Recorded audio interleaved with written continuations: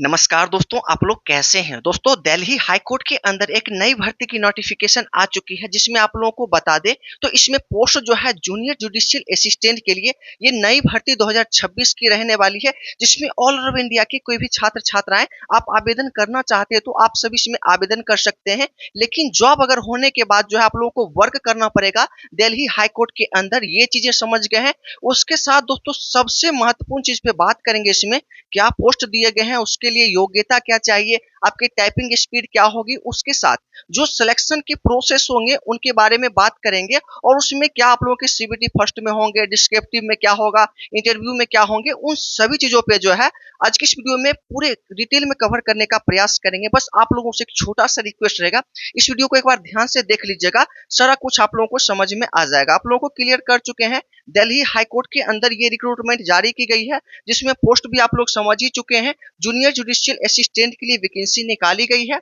अब रही बात की आवेदन की जो प्रक्रिया है, इसमें 4 फरवरी 2026 से लेके 23 फरवरी 2026 तक आप लोग इसमें सेपरेटली आवेदन कर सकते हैं। पेमेंट वगैरह करना चाहते हैं तो वो भी कर सकते हैं। रही बात करेक्शन की, अगर कोई गलती हो जाती है तो 27/2/2026 तक आप लोग करेक्शन भी इसमें कर सकते हैं। ये चीजें आप लोग जनरली समझ चुके होंगे। आगे हम लोग बात करते हैं। सबसे पहले तो इंडियन सिटीजन आप हैं, कोई भी कहीं के भी हैं, तो आप सभी इस पोस्ट के लिए आवेदन कर सकते हैं। इसमें हम लोग पोस्ट देखेंगे तो दोस्तों टोटली जो पोस्ट आप लोगों के लिए निकाले गए हैं, इसमें जो है 152 पोस्ट में वैकेंसी निकाली गई है। एक ही आप लोगों के टाइप के पोस्ट होंगे जूनियर जुडिशियल असिस्टेंट के लिए।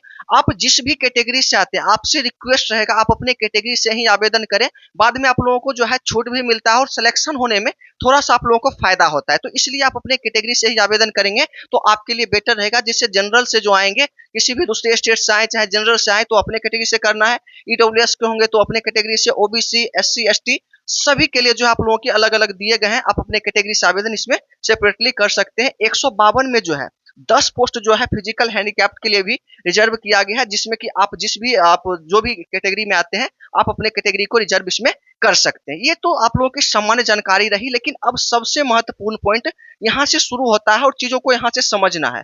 एसेंशियल क्वालिफिकेशन आप लोगों के क्या होने चाहिए? तो दोस्तों एसेंशियल क्वालिफिकेशन के लिए आप लोग समझ लीजिए 23/2/2026 इस डेट को जो है कम से कम आपके पास ग्रेजुएशन की डिग्री होने चाहिए। जो भी किसी भी यूनिवर्सिटी से, मान्यता प्राप्त यूनिवर्सिटी से आप ग्रेजुएशन पास है, उसके साथ जो है टाइपिंग स्पीड जो है 35 वर्ड से कम नहीं होना चाहिए। मतलब क्या है कि इसमें ग्रेजुएशन के साथ साथ कम से कम 35 वर्ड पर मिनट के जो है इंग्लिश टाइपिंग आप लोगों के आने चाहिए। तो आप सभी जो है इस पोस्ट के लिए पात्र होंगे, आप सभी इसमें आवेदन कर सकते हैं। ये सामान्य जानकारी रही।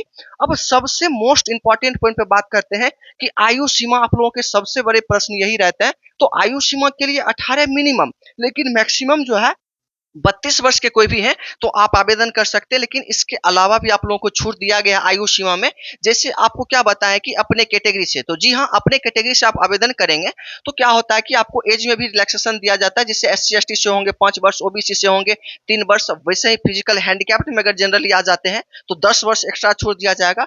अगर पीडब्ल्यूडी के जो अदर कैटेगरी के भी आएंगे तो फिर से आप लोगों को छूट उसमें दिया जाता है। ये भी आप लोग समझ गए हैं, तो इसलिए आप अपने कैटेगरी से ही आवेदन करें। अब सबसे महत्वपूर्ण और सबसे इंपॉर्टेंट पॉइंट यहीं से शुरू होता है और चीजों को समझना है, तभी आप लोग समझ पाएंगे। सिलेक्शन लेना चाहते हैं तो देखिएगा यहाँ पे, देखिए मोड ऑफ सिलेक्शन। तो दोस्तों मोड ऑफ सिलेक्शन में आप लोग देखेंगे तो इसमें जो होंगे 2-3 आप लोगों के पार्ट करके एग्जाम लिए जाएंगे। सबसे पहला स्टेज जो होगा, स्टेज फर्स्ट, ये क्वालिफाइंग स्टेज है। मतलब इसको आप लोगों को सिर्फ क्वालिफाई करना पड़ेगा, तभी आप लोग नेक्स्ट स्टेप में जा पाएंगे। जिसमें आप लोग देखें तो ये आप लोगों के प्री एग्जाम हो जाएंगे।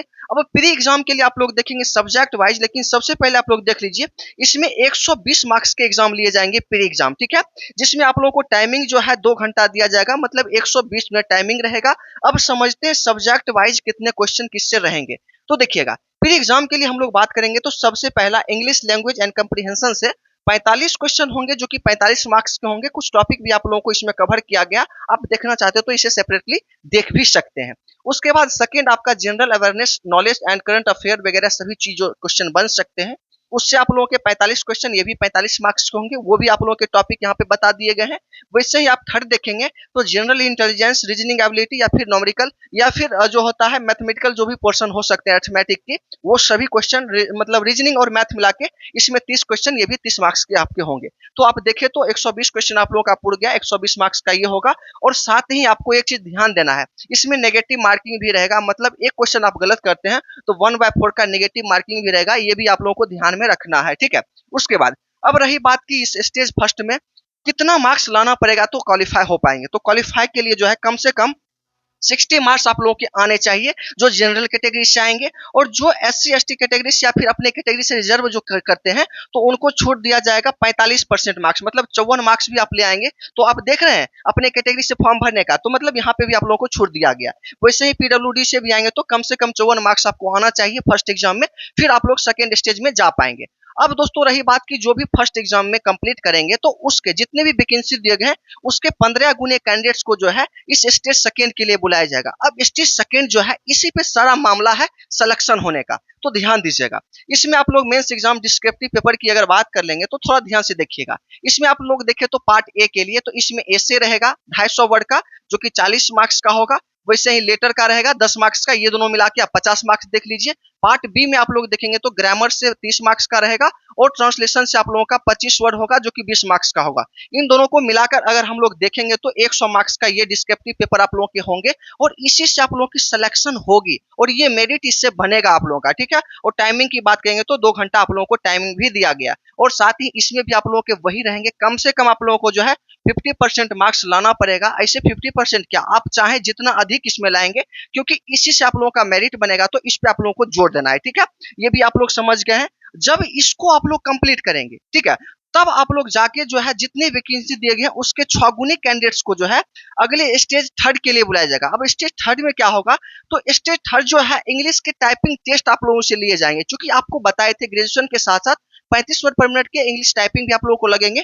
तो इंग्लिश टाइपिंग भी आप लोगों को देना पड़ेगा। 35 वर्ड कम से कम जो है ये आप लोगों के स्पीड होना चाहिए, जो कि ये क्वालिफाइंग नेचर का आप लोगों के होने वाले हैं, सिर्फ क्वालिफाइंग स्टेज ये रहेंगे। जब इसको फिर कंप्लीट करेंगे तब आप लोग लास्ट स्टेज में आएंगे, स्टेज फोर्थ में, जो कि आप लोगों के इंटरव्यू होंगे। इंटरव्यू जो है 15 मार्क्स के होंगे, ठीक है। और इसमें आप लोगों के पर्सनालिटी देखा जाता है और आपके बोलने का स्किल कैसा है, आप किस तरह से सोच सकते हैं, वो सभी जनरल ही रहता है। इसमें कोई तैयारी करने की आवश्यकता है नहीं, बस आप लोगों के से देखा जाएगा कि आप किस तरह से चीजों को हैंडल कर पाते हैं, जो कि 15 मार्क्स का होता है। ये फाइनली आप लोग अब समझते हैं कि फाइनल मेरिट कैसे तैयार किया जाएगा। तो फाइनल मेरिट जो आप लोगों के तैयार किए जाएंगे स्टेज 2, जो कि डिस्क्रिप्टिव पेपर मेंस एग्जाम, उसके बाद स्टेज 4 जो कि आपको ये इंटरव्यू बताए हैं, ये दोनों मिला के जो है आप लोगों के फाइनल मेरिट लिस्ट तैयार किए जाएंगे। इसमें जितना परफॉर्मेंस रहेगा इसके बेसिस पे आप लोगों की सिलेक्शन फाइनली होने वाली है। ये चीजें आप लोग समझ गए होंगे फाइनली। उसके बाद हम लोग आगे बात करते हैं एग्जामिनेशन फी की, तो ये सबसे लास्ट पॉइंट रहा। तो एग्जामिनेशन फी के लिए अगर बात करेंगे तो जनरल ईडब्ल्यूएस से जो भी आएंगे ओबीसी से, तो उनके लिए 1500 रुपया सभी स्टूडेंट को लगेंगे। और उसके अलावा अगर आप लोग SC ST person with disability मतलब PWD या फिर SC ST से आते हैं, उन सभी को 1300 रुपया आप लोगों को पेड करना पड़ेगा। थोड़ा सा इसमें पेमेंट जो है अधिक लिया जा रहा है, ठीक है। उसके बाद आगे हम लोग बात करेंगे हाउ टू अप्लाई। तो अप्लाई कैसे करेंगे, तो अप्लाई करने के लिए जिस तरह से सभी फॉर्म को करते हैं उसी तरह से आप लोग को सिंपली करना है, कुछ विशेष है नहीं। इसका लिंक जो है वीडियो के डिस्क्रिप्शन में दे दिए हैं, वहां से क्लिक करेंगे तो इसका पेज खुल जाएगा। वहां पे जाके पूरी डिटेल्स को देके आप लोग फॉर्म को फिल कर सकते हैं। और टॉपिक वाइज आप लोग सिलेबस देखना चाहते हैं तो उसका PDF जो है हमारे टेलीग्राम चैनल पे अपलोड है, उसका भी लिंक नीचे मिल जाएगा। क्लिक करके आप लोग जाके वहां पे जुड़ सकते हैं। तो दोस्तों मुझे आशा है आपके लिए यह वीडियो हेल्पफुल रहेगा, और वीडियो आपके लिए हेल्पफुल रहा तो इस वीडियो को लाइक करके चैनल को सब्सक्राइब जरूर कर लीजिएगा और साथ ही एक शेयर इसको जरूर कर दीजिएगा, ठीक है। फिर मिलते हैं अगले वीडियो में ऐसे इंटरेस्टिंग वीडियो के साथ, तब तक के लिए जय हिंद, बाय।